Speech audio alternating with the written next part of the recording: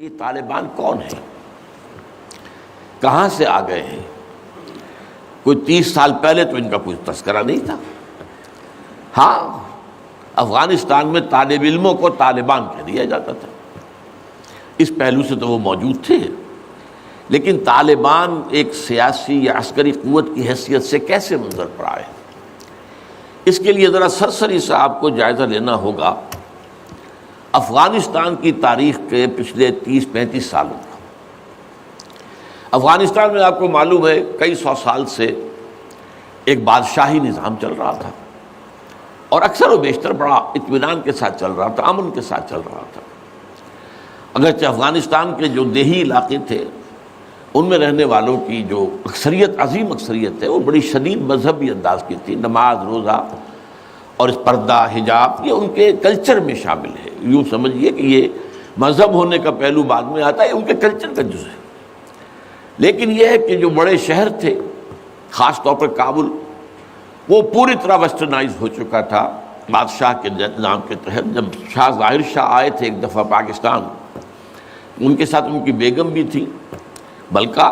اور وہ اسکرٹ پہنے ہوئے تھی، ٹانگیں ان کی ننگی تھی، تو لوگ بڑے حیران ہوئے تھے، افغانستان، افغان بادشاہ کی بیگم جو ہے، افغان ملکہ اس لباس میں۔ لیکن واقعہ یہی ہے کہ کابل جو ہے پورے طور پر ویسٹرنائز تھا، اکثر و بیشتر وہاں بھی جو لوگ نچلے طبقات میں تھے ان کے اندر ظاہر بات ہے کہ مذہب کا وہ جو کلچر ہے ان کا وہ موجود تھا۔ اس کیفیت میں ایک سڈن چینج آئی جب سردار داؤد خان نے تختہ الٹا ظاہر شاہ کا، اور ان کی لیننگز جو ہیں، رجحان جو ہیں، وہ روس کی طرف زیادہ تھے، لیکن یہ کہ وہ کوئی خالص نظریاتی کمیونسٹ نہیں تھے۔ اس کے بعد آپ کو یاد ہوگا یکے بعد دیگرے کئی قتل ہوئے۔ سردار داؤد کو کسی نے قتل کیا، پھر اس کو کسی اور نے قتل کیا، پھر کسی اور نے قتل کیا، اور اس کے بعد آخر میں کیا ہوا کہ روسی فوجیں اور کرمل جو تھا اس کے ساتھ روسی فوجیں آ گئی۔ تو یہ جو ایک تبدیلی ہوئی ہے، اس کے خلاف جو ہے اسلامی قوتوں کی طرف سے ریزنٹمنٹ آئی، اس لیے کہ اگرچہ ان تبدیلیوں کے دوران کمیونزم جو ہے وہ کم سے کم جو شہری علاقے تھے افغانستان کے، اس میں مضبوط قدم جما چکا تھا۔ پارٹیاں دو تھیں، پرچم اور خلق، لیکن ان دونوں کے درمیان فرق وہی تھا جو رشین ریولوشن میں مونشوکس اور بولشوکس کا تھا۔ پارٹیاں دو لیکن نظریہ ایک، کمیونزم ایک، قیادتیں دو جدا، دو پارٹیاں۔ اسی طریقے سے ان کی پارٹیاں دو تھیں، آپس میں ان کا جو ہے پاور سٹرگل بھی جاری تھی، لیکن کمیونزم کے اوپر وہ بالکل جو ہے پورے متفق تھے۔ اب یہاں پاکستان میں اس کا جو رد عمل ہوا اس کو سمجھیے، جو بہت صحیح ہوا۔ ابھی جب کہ وہ ریزسٹنس شروع ہوئی تھی اور روسی فوجیں نہیں آئی تھیں، ابھی گویا کہ ایک لوکل فینومینا تھا، گویا کہ سب کچھ جو ہے وہ افغانستان کے اندر، جس کو میلٹنگ پاٹ کہتے ہیں، اسی کے اندر تھا۔ تو اس وقت بھی ظاہر بات ہے کہ کمیونزم کے خلاف مسلمانوں کے اندر اور مذہبی مزاج کے لوگوں کے اندر ایک رد عمل شروع ہوا، ریزسٹنس شروع ہوا، اور ان میں خاص طور پر کالجوں اور یونیورسٹیوں کے طلباء کا حصہ بہت زیادہ تھا۔ یہ لوگ جو ہیں یا تو جماعت اسلامی کے زیر اثر تھے، اور یا زیادہ تر جو ہے الاخوان المسلمون کے زیر اثر تھے۔ انہی کے لیڈروں میں حکمت یار تھے، گلبدین حکمت یار، انہی میں احمد شاہ مسعود، اور ان دونوں کی بڑی گہری دوستی تھی، بہت گہرے ایک دوسرے کے ساتھ یہ گویا کہ کامریڈز تھے اور ساتھی تھے۔ پھر استاد ربانی، عبد الرسول سیاف، اس قسم کے لوگ، ان لوگوں نے جو ریزسٹنس موومنٹ شروع کی، تو یہاں بھٹو صاحب نے اس وقت بالکل صحیح قدم اٹھایا۔ ان میں سے بعض لوگوں کو دعوت دی، وہ آئے دارالحکومت میں، بھٹو صاحب کے مہمان رہے، ان کی پیٹھ تھپ کی کہ ٹھیک ہے کرو کوشش، اور یقیناً کچھ نہ کچھ جو ہے انہیں مدد بھی دی ہوگی، لیکن یہ کہ اس کے بارے میں مجھے معلوم کچھ نہیں ہے۔ اندازہ ہے کہ جب بلایا ہے، پیٹھ تھپکی ہے، اس لیے کہ ظاہر بات ہے ان کو معلوم تھا یہ کہ اگر جو ہے یہاں پر کمیونزم آ گیا اور خاص طور پر روس اگر قابض ہو گیا تو پھر اس کا اگلا قدم پاکستان ہے۔ گویا کہ وہ جو صدیوں پرانا خواب ہے روسیوں کا، وہ زار کے زمانے کا خواب ہے کہ سائبیرین ریچ جو ہے وہ بہت ہی چاہتا تھا کہ کسی طریقے سے یہ افغانستان اور پاکستان کو رونگتے ہوئے، اور وہ جو ہے بحیرہ عرب، عریبین سی اور بحر ہند، انڈین اوشن کے گرم پانیوں تک پہنچ جائے۔ لہذا افغانستان میں قدم جم گئے تو ظاہر بات ہے کہ اس کے بعد اگلا ہدف جو ہے وہ پاکستان ہوگا۔ تو یہ صورتحال تھی کہ جس میں بھٹو صاحب نے جو قدم اٹھایا وہ بالکل صحیح تھا۔ بعد میں جب روسی فوجیں آ گئیں، اب ایک ریزسٹنس شروع ہوئی زبردست۔ ان میں سب سے پہلی ریزسٹنس جو ہے وہ در حقیقت جو جہاد شروع ہوا ہے وہ جہاد فی سبیل الحریت تھا۔ اس کی بنیاد مذہبی نہیں تھی بلکہ آزادی، اس لیے کہ افغان قوم جو ہے وہ غلام رہنے کی عادی نہیں ہے، اس کے لیے ذہناً تیار نہیں، جذباتی طور پر تیار نہیں، یہ پوری تاریخ کی حقیقت ہے یہ۔ چنانچہ اسی زمانے میں جب روس کے خلاف جنگ جاری تھی اور جہاد ہو رہا تھا افغانستان میں، تو مارگریٹ تھیچر ایک دفعہ آئی تھی پاکستان کے دورے پر، اور وہ طورخم پر جا کر انہوں نے خطاب کیا تھا کچھ لوگوں سے، جس میں بڑے تاریخی جملے مجھے آج تک یاد ہیں۔ We learnt our lesson and the Russians will also soon learn their lesson۔ Afghanistan کے بارے میں ہم نے سبق سیکھ لیا تھا، ہم نے بار بار فوج کشی کی اور فتح کیا، لیکن اپنا قبضہ برقرار نہیں رکھ سکے۔ اسی طریقے سے بالفرض اگر روس نے قبضہ کر بھی لیا تو وہ یہاں رہ نہیں سکے گا۔ یہ سبق جو ہے ہم نے تو سیکھ لیا ہے، روسی بھی سیکھ لیں گے۔ بہرحال اس وقت جو صورتحال پیدا ہوئی اس میں ایک فیکٹر جو نیا آیا اس کو ذہن میں رکھیے۔ اس وقت پورے عالم اسلام میں احیاء اسلام اور نفاذ شریعت کا ایک جذبہ پروان چڑھ رہا تھا۔ یہ جذبہ شروع ہوا ہے کب؟ جب کہ کولونیل رول کا بستر طے ہونا شروع ہوا۔ یہ یورپین جو پاورز تھی انہوں نے اپنا بستر رول کرنا شروع کیا، تو جیسے جیسے مسلمان ممالک آزاد ہوئے ان کو یاد آیا، جیسے آدمی کو نیند سے اٹھے تو یاد آیا کہ میں نے کوئی خواب دیکھا تھا، یاد آیا کہ ہمارا بھی تو ایک نظام ہوتا تھا نا، یا انگریزوں کے آنے سے پہلے، یا ولندیزیوں کے آنے سے پہلے، یا فرانسیسیوں کے آنے سے پہلے، یا اطالویوں کے آنے سے پہلے، یا اسپینیئرز کے آنے سے پہلے، یہ آخر ہمارا ایک نظام تھا، تو اب ہم اس نظام کو دوبارہ قائم کریں۔ یہ ایک جذبہ تھا، اگرچہ مبہم تھا، واضح نہیں تھا، اور یہ کہ آج کے دور میں اسلامی نظام کیا ہوگا، کیسے ہوگا، اس کے کوئی واضح تصورات نہیں تھے، لیکن جذبہ موجود تھا۔ اسی کو علامہ اقبال نے جو ہے ابلیس کی زبان سے کہلوایا ہے، وہ ابلیس کی مجلس شورا میں، کہ ہے اگر کوئی خطر مجھ کو تو اس امت سے ہے، نہ مجھے جمہوریت سے کوئی اندیشہ ہے، ہم نے خود شاہی کو پہنایا جمہوری لباس، یہ تو ہم نے خود ہی اس کو ایک لباس اڑا دیا ہے شاہی کو، اور اسے جمہوریت کا رنگ دے دیا ہے۔ وہ انڈیویجول ساورنٹی کی بجائے ایک پاپولر ساورنٹی، کلیکٹیو ساورنٹی، وہ شرک جو کا تو ہے، کفر جو کا تو ہے، اور نہ مجھے اشتراکیت سے کوئی اندیشہ ہے۔ کب ڈرا سکتے ہیں مجھ کو اشتراکی کوچہ گرد؟ ہاں ہے اگر کوئی خطر مجھ کو تو اس امت سے ہے جس کی خاکستر میں ہے اب تک شرار آرزو۔ یہ جو جذبہ تھا اور یہ جو تڑپ تھی،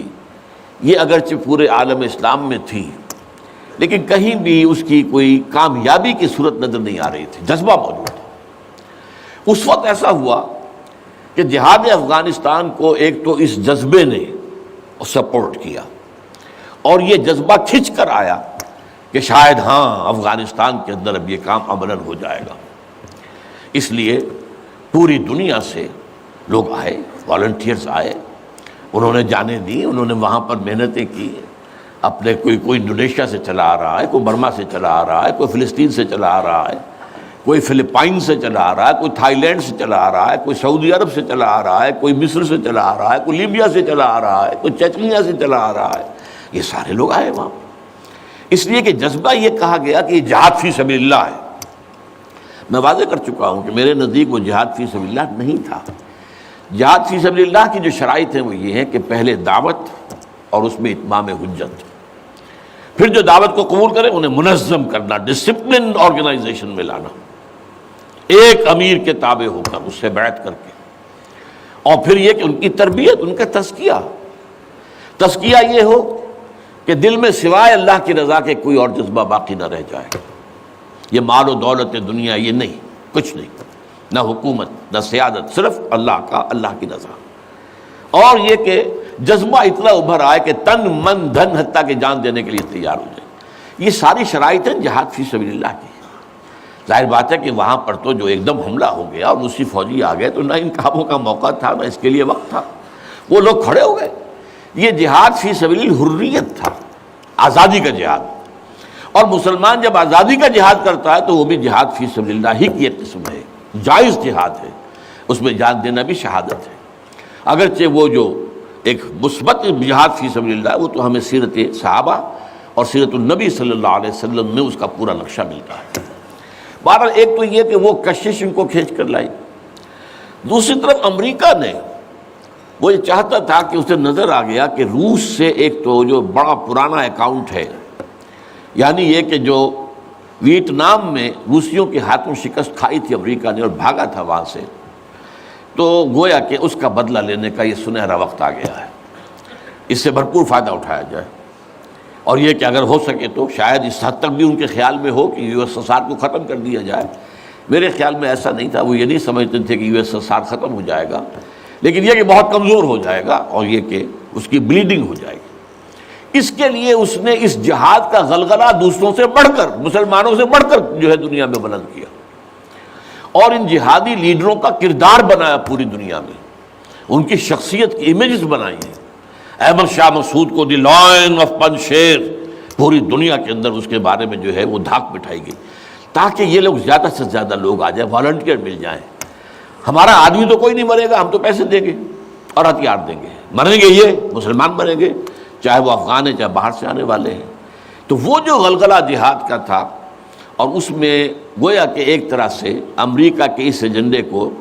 نہ جانتے ہوئے نہ سمجھتے ہوئے گویا کہ لا علمی میں جو تقویت پہنچائی وہ ایسے لیڈروں نے جن میں بن لادن بھی ہیں،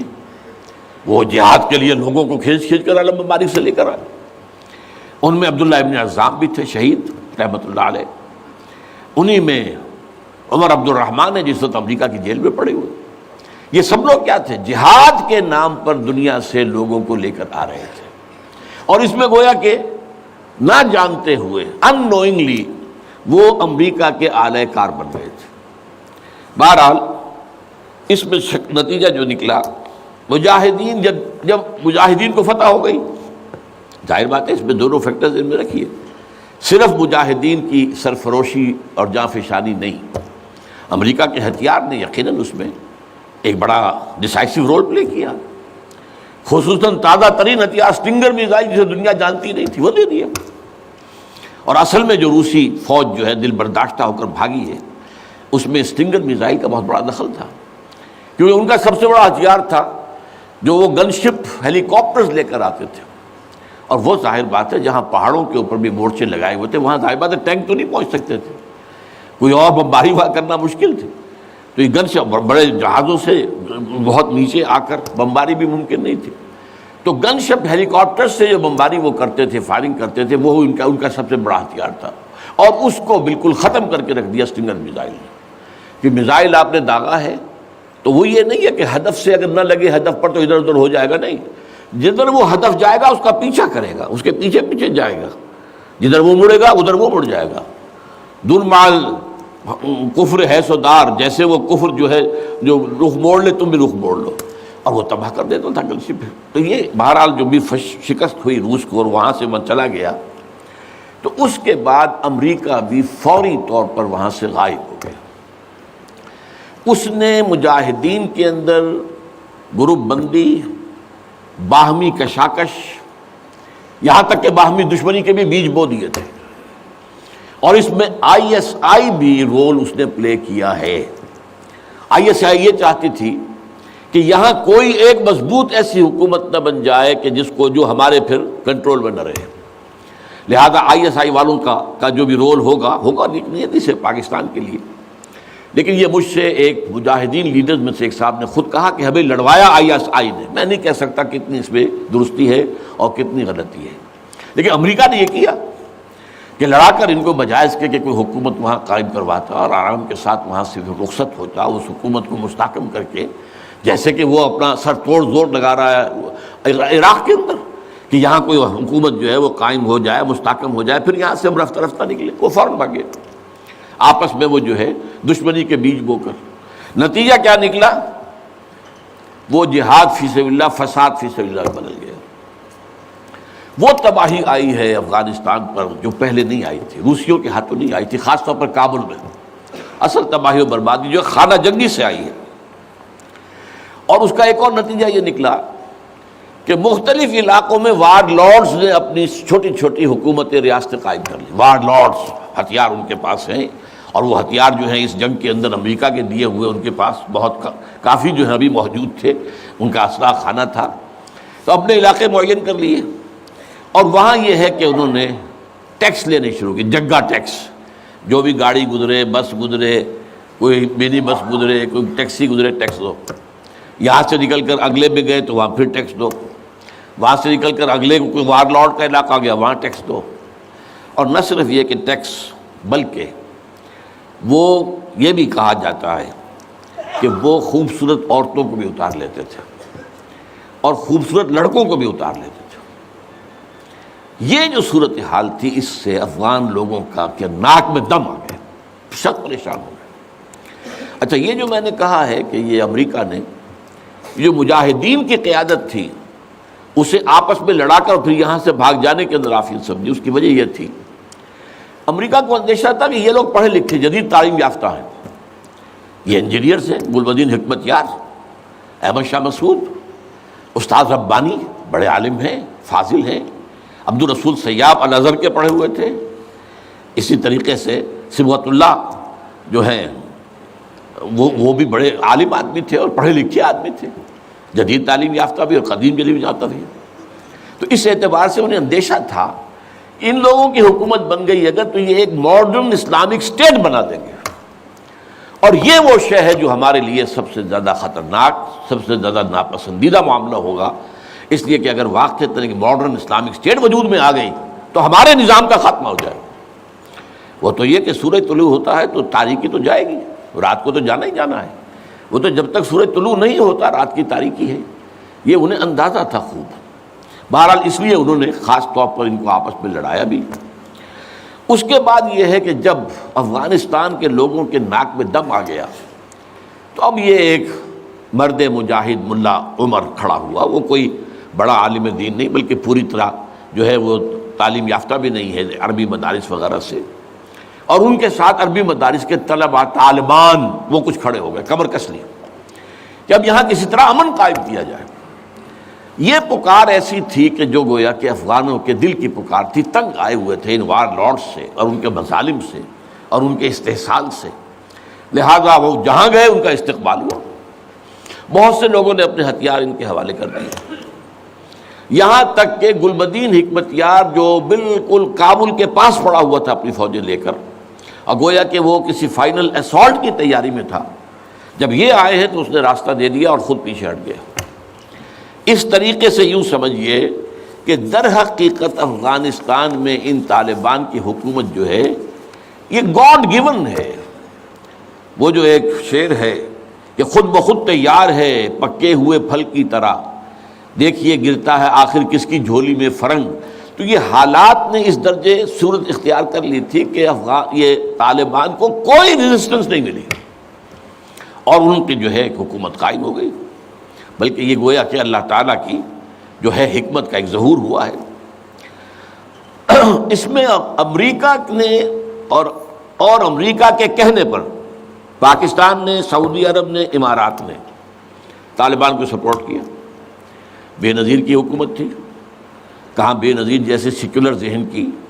اور آزاد خیال قسم کی عورت، کہاں طالبان مولوی ملاٹے ان کے خیال کے مطابق۔ سعودی عرب نے امریکہ کے حکم سے مدد دی، امارات نے مدد دی، پاکستان نے تسلیم کر لیا، سعودی عرب نے تسلیم کر لیا اور امارات نے تسلیم کر لیا۔ ان کی جو ہے ایمبیسڈرز وہ آ کر یہاں بیٹھ گئے۔ اس کی وجہ کیا ہے؟ امریکہ سمجھتا تھا یہ ٹھیک نہیں، ملا ملاٹے ہیں، انہیں کوئی دنیا کا تو علم ہے نہیں، یہ جانتے ہی نہیں، لہذا ان سے کھیلنا آسان ہے، انہیں ہم اپنی انگلیوں پر نچائیں گے، ان کو کٹ پتلی بنا لیں گے۔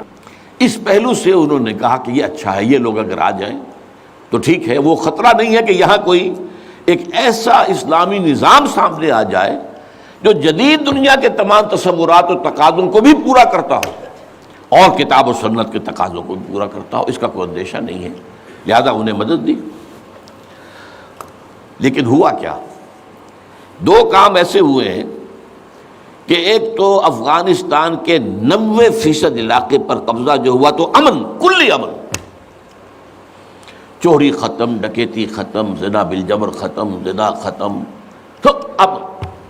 آنکھیں کھل گئی امریکہ کی یہ کیا ہو رہا ہے؟ اور ملا عمر کے ایک حکم پر پاپی کی کاشت زیرو۔ اب یہ ہے کہ کفر کے ایوانوں میں پوری دنیا میں خطرے کی گھنٹیاں بجیں۔ یہ معاملہ کیا ہے؟ نارضت عشق کے خونی جگرے پیدا شد، حسن لرزید کے صاحب نظرے پیدا شد۔ یہ تو ہم جس سے ڈر رہے تھے، جس کا ہمیں خوف تھا، جس کا ہمیں اندیشہ تھا، وہ تو حقیقت سامنے آ رہی ہے۔ ابھی تو پورا نظام کی کوئی بات نہیں ہے، ابھی تو انہوں نے چند سزائیں نافذ کی ہیں، اس سے زیادہ تو ابھی ان کا کانسیپٹ بھی کوئی نظر نہیں آیا۔ ہم خود جب گئے ہیں وہاں پر، میں ایک وفد لے کر گیا ہوں، تو نہ ان کے ذہن میں کوئی سیاسی نظام کا کوئی واضح تصور تھا، نہ میں نے ان سے پوچھا آپ کی کوئی پارلیمنٹ مجلس شورا مجلس سے ملی کہ نہیں کوئی نہیں ہے، نہ کوئی معاشی نظام کا ان کے سامنے نقشہ تھا۔ میں نے پوچھا کہ آپ کے یہاں بینک ہیں کہ نہیں ہے، میں نے کہا آپ اپنا پیسہ کہاں رکھتے ہیں؟ ہمارے پاس پیسہ ہے ہی نہیں۔ مطلب یہ کہ یہ کوئی نظام کی بات تھی نہیں، لیکن یہ کہ چوری کا ہاتھ کاٹنا، زنا کی سزا دینا، رجم کرنا، قتل کے بدلے قتل علی الاعلان میدان کے اندر، اور سر جو ہے قلم کرنا یا سینے کے اندر۔ ایک صاحب نے جو کہ آئی وٹنس تھے، انہوں نے دیکھا تھا کہ ایک شخص نے ایک دوسرے شخص کو قتل کیا سینے میں خنجر بھونک کر، اب اس کو پکڑ کر رسیوں سے باندھ کر لا کے ڈال دیا گیا اسٹیڈیم کے اندر، کھلا اور ٹھٹ لگے ہوئے لوگوں کے دیکھ رہے ہیں، اور اس کی بیوی سے، مقتول کی بیوی کے ہاتھ میں خنجر دے کر کہا گیا بھونکو اس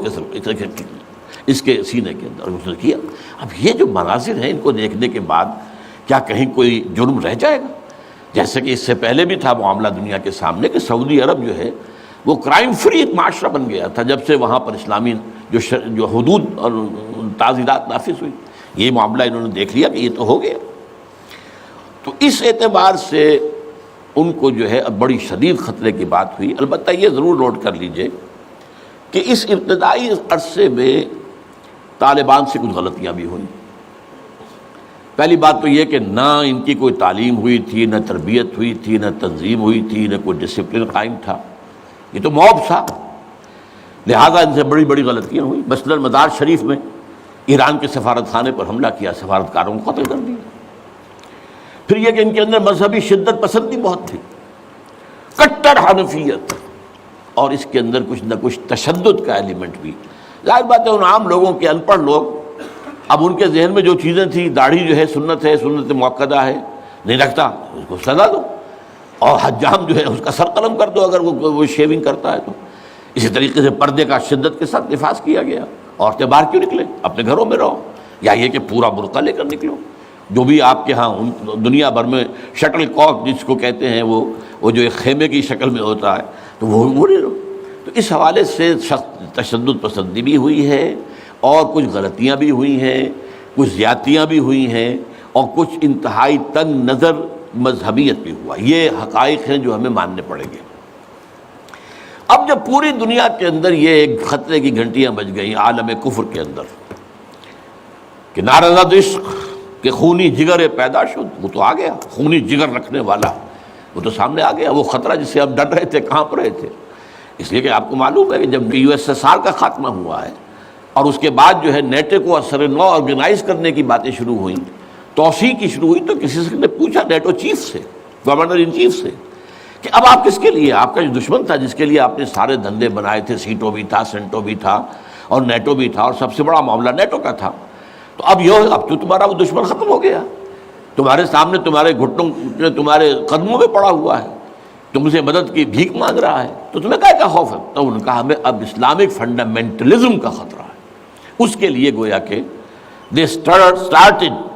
to gird up their loins، اپنے جو ہے کمر کسنے کے لیے انہوں نے پروگرام بنا لیا۔ اور اس کے لیے نوٹ کیجئے 9/11 کا حادثہ فاجعہ خود کروایا، یہ ثابت شدہ حقیقت ہے اس وقت۔ اس میں طالبان کا تو خیر 0% بھی کوئی امکان نہیں، اس میں القاعدہ کا بھی کوئی حصہ نہیں۔ یہ ضرور معلوم ہوتا ہے کہ ان میں جن لوگوں کو انہوں نے اپنے آگے رکھ لیا تھا دنیا کو دکھانے کے لیے، کچھ نوجوان قسم کے جو پائلٹس تھے جنہوں نے چھوٹے چھوٹے جہازوں پر، چڑیوں جیسے جہازوں پر تربیت حاصل کی تھی، دکھانے کے لیے یہ انہوں نے کیا ہے، ان میں سے کسی کا تعلق غالباً کوئی تعلق تھا جو کہ اسامہ ابن لادن کے ساتھ،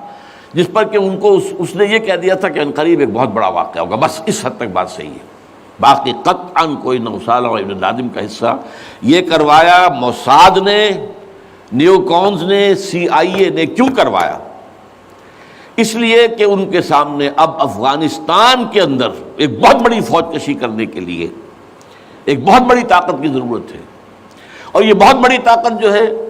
اس کے لیے امریکہ کا جو پبلک اوپینین ہے تیار نہیں ہوگا جب تک کہ اتنا بڑا کوئی حادثہ نہ ہو جائے، اور دنیا کی بھی بڑی کولیشن نہیں بنے گی جب تک کہ اتنا بڑا کوئی حادثہ نہ ہو جائے۔ یہ انہوں نے خود کرایا، اس لیے کہ اس سے پہلے یہ ایک اور بات جو ہے وہ بیچ میں آ گئی ہے، لیکن میں بیان کر دوں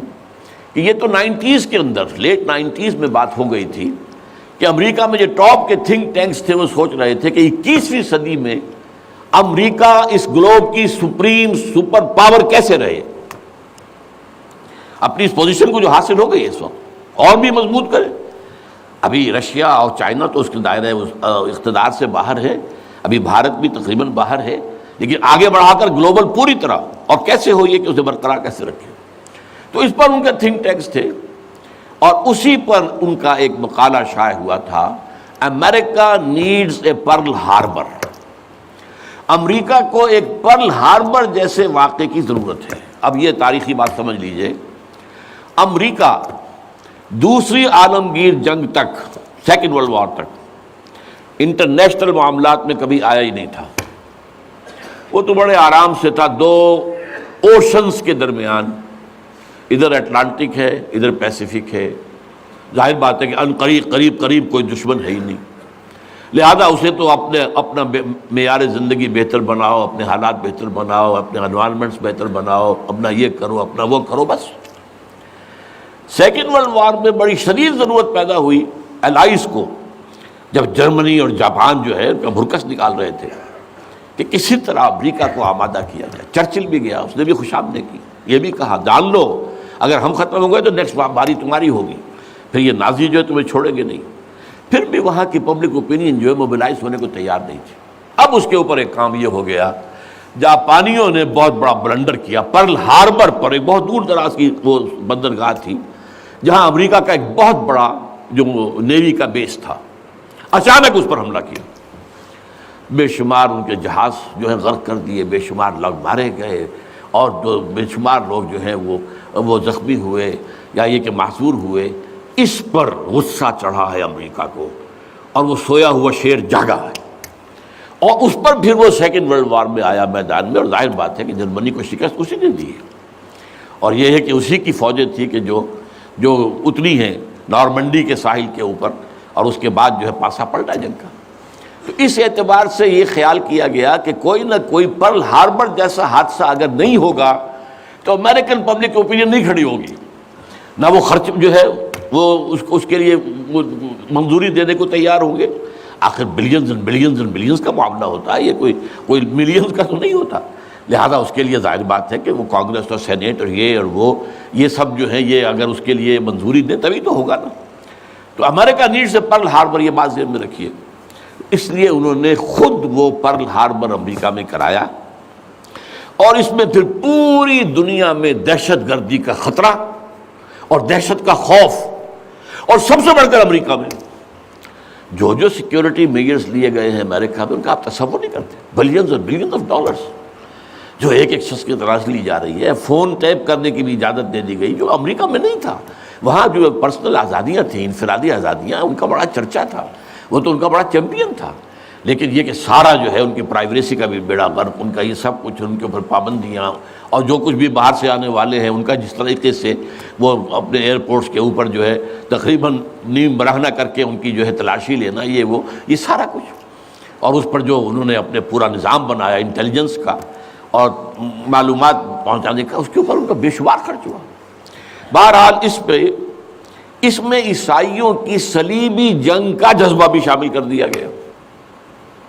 ایک امریکہ کی supreme soul, supreme power on earth ہونے کا مقصد۔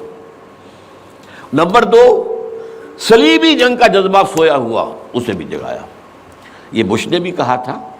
لیکن بعد میں اس نے کہا غلطی ہو گئی، اس نے وہ لفظ واپس لیا تھا، کروسیڈ۔ لیکن یہ ہے کہ فلاڈلفیا، یہ جو امریکہ کا ایک اہم شہر ہے، وہاں سے ایک شائع ہوتا ہے ماہنامہ فلاڈلفیا ٹرمپٹ، اس کے مدیر نے، یہ پروٹیسٹنٹس کا ہے، اور جو ایونجلسٹ کہلاتے ہیں وہاں پر، جو کہ خاص طور پر پرچارک ہیں انجیل کے، یہ ان کا رسالہ ہے۔ اور انہوں نے یہ لکھ دیا تھا، یہ میں نے اپنے 2 کتابچوں میں کور پر شائع کیا ہوا ہے، وہ بہت خوبصورت، کہ ڈوم آف دی راک جو ہے، جو گنبد سقرا ہے، تو اس کے اوپر جو ہے بڑا خوبصورت تصویر دے کر کہ many people think that crusades are a thing of the past, over forever, but they are mistaken۔ تو دنیا میں تیاری ہو رہی ہے لاسٹ کروسیڈ کی، یہ اس کے اپنے الفاظ ہیں، اور یہ پورا ایک مکتبہ فکر ہے، ایک پورا ان کا جو ہے بہت آبادی کے اندر بہت انفلوئنشل حصہ ہے۔ پروٹیسٹنٹ کے اندر خاص طور بیپٹسٹ کے اندر ایونجلسٹ، یہ نیو کونس یا بورن اگین کرسچنز، یہ اصطلاحات جو ہیں اگر آپ پڑھتے ہوں، یہ سب ایک طبقہ ہے جو اصل اعلی کار ہے یہودیوں کا۔ بہرحال تو اس نے صلیبی جنگ کا بھی جذبہ شامل کر دیا، جس کا نتیجہ کیا نکلا؟ تاریخ انسانی کی عظیم ترین کولیشن بنی ہے۔ کبھی دنیا میں اتنی بڑی کولیشن نہیں بنی جتنی افغانستان کے خلاف بنی۔ امریکہ ہے، یورپ ہے، باقی ساری جو مغربی قوتیں ہیں، اور ادھر یہ ہے کہ رشیا کی بھی آشیرواد حاصل ہے، چائنا کی بھی آشیرواد حاصل ہے۔